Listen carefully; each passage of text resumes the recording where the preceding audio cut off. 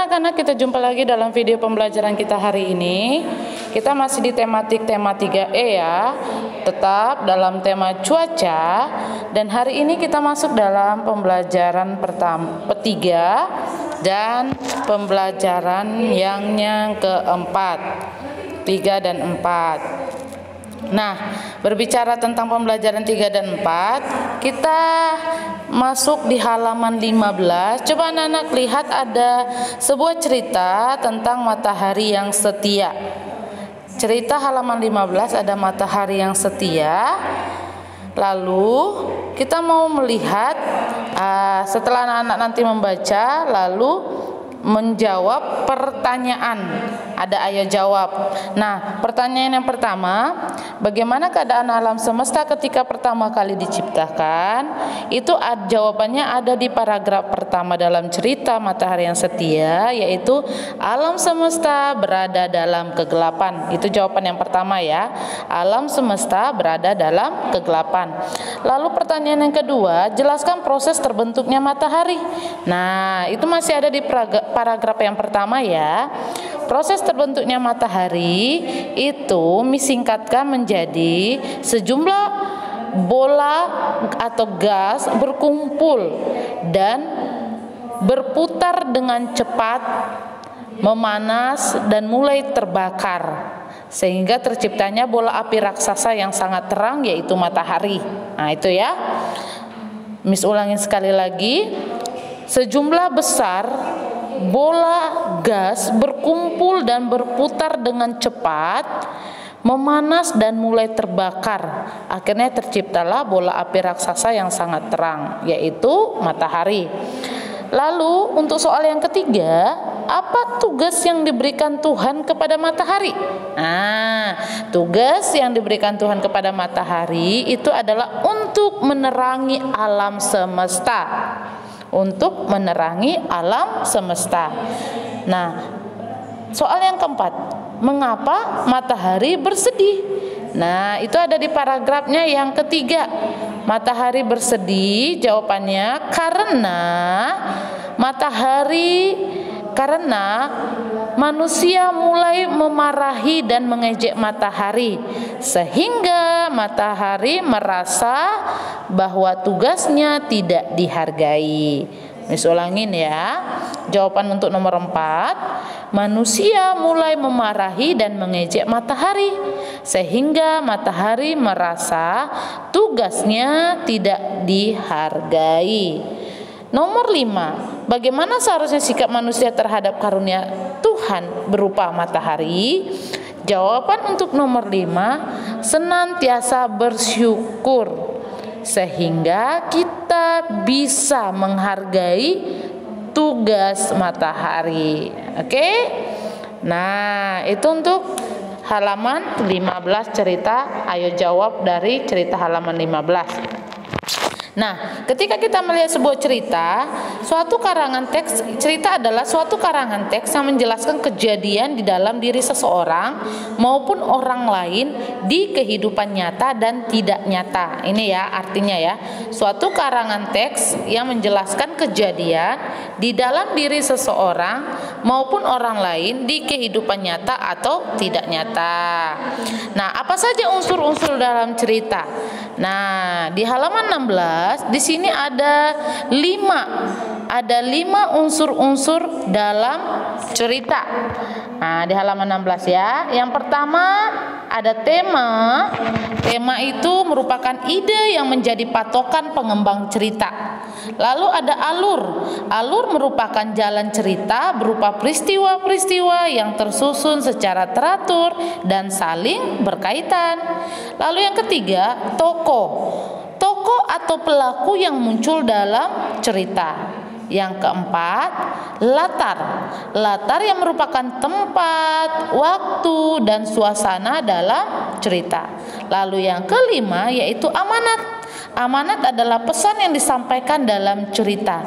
Jadi pesan apa yang ingin disampaikan dalam cerita itu biasanya ada di akhir cerita atau di akhir dongeng.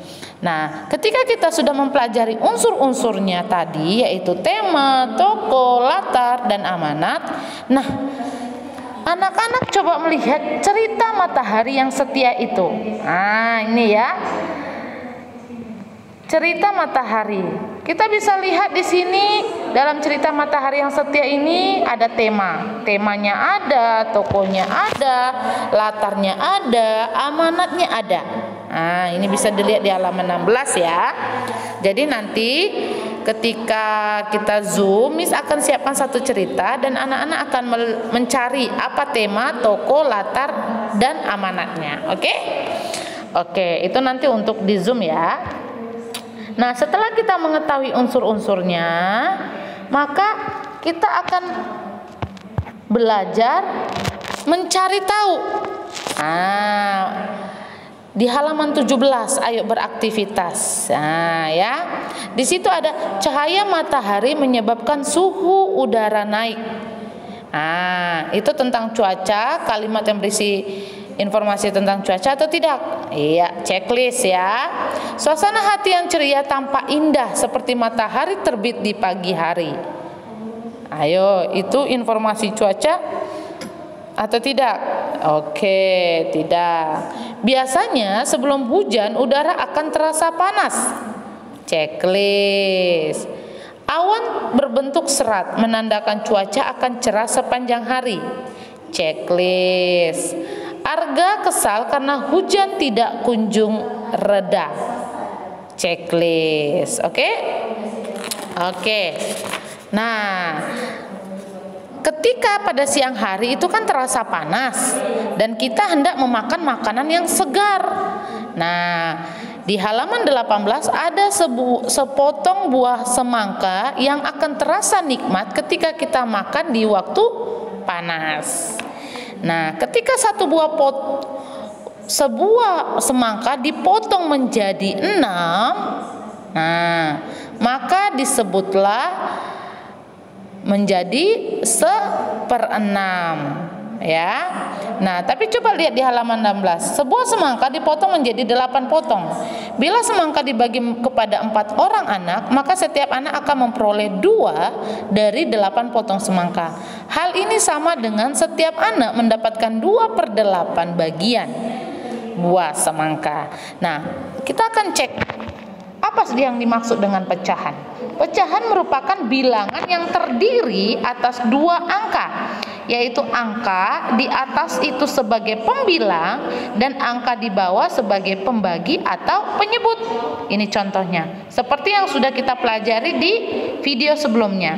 Ada 1/2, berarti 1 itu disebut pembagi, 2 itu disebut penyebut, ya. Ini dia. Nah, kerjakan halaman 18. Itu ada satu contoh di halaman 18. Ini tugasnya ya. Di halaman 18 nomor 1 ada gambar 1 dibagi 2 menjadi, pecahannya menjadi 1/2 atau setengah. Lalu nomor 2 ada segitiga itu dibagi menjadi 3. Itu berarti berapa pecahannya? 1/3, 1/3, dan 1/3. Jadi titik-titiknya ditulis ya, 1/3, 1/3, 1/3. Lalu nomor 3 ada segitiga lagi, tetapi dibagi 6 menjadi 1/6 atau 1/6. Jadi ditulis ya, setiap titik-titiknya 1/6. Lalu nomor 4 ada sebuah lingkaran dibagi menjadi 2. Berarti disebut berapa? Ya, sama dengan nomor 1, yaitu 1/2 atau setengah. Lalu nomor 5 juga sama. Ada gambar yang dibagi menjadi 2. Disebut berapa itu pecahannya? Ya, sama dengan nomor 1 dan 4 tadi, yaitu setengah. 1/2 dan 1/2. Nomor 6, ada sebuah dibilang di situ balok atau persegi panjang dibagi menjadi 3. Iya, sama dengan nomor 2 ya, yaitu 1/3. Good job. 1/3, 1/3, dan 1/3. Nomor 7. Di situ ada seperti gambar mau jadi kupu-kupu, tapi bukan kupu-kupu ya, tapi dibagi 4. Berarti itu disebut pecahan berapa? Iya, betul. 1/4, 1/4, 1/4, dan 1/4. Nomor 8 sama dengan nomor 6. 1/3, 1/3, 1/3. Nah, ya. Nomor 9 sama.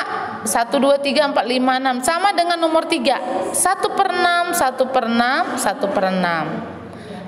Begitu juga nomor 10 sama dengan nomor 7. 1/4, 1/4, dan 1/4. Oke? Lalu kita lihat, ketika kita melihat tadi makan semangkanya bagusnya ketika panas, kita melihat panas yang dihasilkan dari matahari. Nah, berarti apa yang dimaksud dengan matahari? Matahari adalah sumber cahaya bagi kehidupan di bumi. Kehadiran matahari sering diumpamakan sebagai pertanda datangnya suatu harapan. Terbitnya matahari dari timur membangkitkan semangat siapa saja untuk beraktivitas. Nah, di halaman 20 di sini ada sebuah lagu, Di Timur Matahari, ciptaan W.R. Supratman. Nah, jadi ini nanti bisa dilihat kembali ya, pas nanti di pembelajaran musik akan diperdalam. Oke? Oke. Ketika pada pagi hari udara terasa dingin, di halaman 21 ya, awan mendung tampak menggantung di langit. Seperti biasanya, murid-murid telah berkumpul di lapangan untuk berolahraga. Mereka akan berlatih kembali gerakan keseimbangan dengan kaki. Nah, jika di video sebelumnya kita sudah belajar 3 gerakan keseimbangan dengan kaki, ya, di video sebelumnya ya, yaitu apa saja 3 gerakan keseimbangan. Yang pertama, duduk mengangkat kedua kaki. Yang kedua, berdiri dengan satu kaki bersila. Yang ketiga, berdiri dengan satu kaki. Nah, untuk video kita kali ini atau materi kita kali ini, berlatih gerakan keseimbangan dengan kaki. Ini dia. Ya, berdiri dengan satu kaki, berdiri dengan sikap kapal terbang, dan yang ketiga, berdiri lalu berjingkat dengan satu kaki. Ini adalah 3 gerakan keseimbangan yang anak-anak akan perdalami ketika mempelajari materi nanti PI. Oke? Oke. Nah, ketika hujan atau ketika matahari terik, nah, kita akan memerlukan peralatan. Nah, peralatan yang diperlukan saat cuaca, mau itu panas atau hujan. Coba lihat halaman 22. Itu ada cerita percakapan antara ibu guru, Cika, Ado, Siska, Panji, Sasa. Oke? Nanti di Zoom Miss akan cek ya untuk cara membacanya ya. Oke, nanti kita akan perdalam pembacaannya di waktu Zoom. Nah, lalu di halaman 24, sebelum di halaman 24 nih, coba lihat halaman 23. Kita bahas dulu deh halaman 23. Ayo berlatih. Kelompokkan peralatan yang diperlukan saat cuaca panas dan hujan. Nah, di halaman 23 ada 2 kolom, cuaca cerah atau panas dan cuaca hujan. Di sini ada jaket. Jaket cocoknya dipakai di cuaca hujan atau panas? Hujan, tulis ya, jaket. Kalau topi, panas, tulis di panas. Jas hujan, hujan. Oke, tulis di hujan. Sweater, cuaca hujan. Good. Payung, sama cuaca hujan. Kacamata, panas. Oke, kipas, panas. Oke, berarti peralatan yang dipakai waktu panas itu ada jaket, kacamata, dan kipas dan topi. Lalu cuaca hujan memakai jas hujan, sweater, dan payung. Ini menurut gambar yang ada di halaman 23 ya.